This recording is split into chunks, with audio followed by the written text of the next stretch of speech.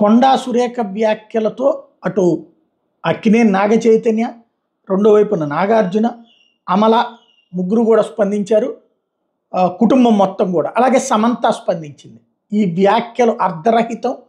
మేము ప్రశాంతంగా అంటే విడాకులు అనేది మా వ్యక్తిగతమైనటువంటిది. ఇద్దరం అనుకుని తీసుకున్నటువంటిది.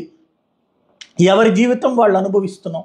మా జీవితాలలోకి రావద్దు అంటూ అటు కొండా సురేఖకి అలాగే అందరికీ, అటు నాగచైతన్య, ఇటు పక్కన సమంత చెప్పుకొస్తే అటు నాగార్జున తీవ్ర ఆగ్రహం వ్యక్తం చేశారు, ఆవేదన వ్యక్తం చేశారు.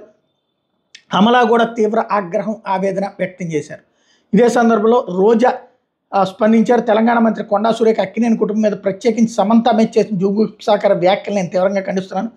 కొండా సురేఖ మీద బీఆర్ఎస్ పార్టీ అనుయాయులు చేసిన పోస్టులను సమాజం వ్యతిరేకించింది. ఆ సందర్భంగా తీవ్ర ఆవేదనకు గురైనటువంటి కొండా సురేఖ అంతకన్నా హేమైన వ్యాఖ్యలు తోటి మహిళ మీద చేయడానికి ఆ మనస్సు ఎలా అంగీకరించింది? మీకు మీ ప్రత్యర్థులపై ఉన్న రాజకీయవాదాలకు సంబంధం లేని మహిళను తీసుకురావడం దుర్మార్గం. ఆ పని మహిళలే చేయడం మరింత బాధిస్తుంది. ఇట్లాంటి వేదనాభరిత పరిస్థితి నుంచి అక్కినేని కుటుంబం మనోధైర్యంతో అధిగమిస్తుందని ఆశిస్తున్నాను అంటూ మరోవైపున ఆమె స్టేట్మెంట్ ఇచ్చుకొచ్చారు.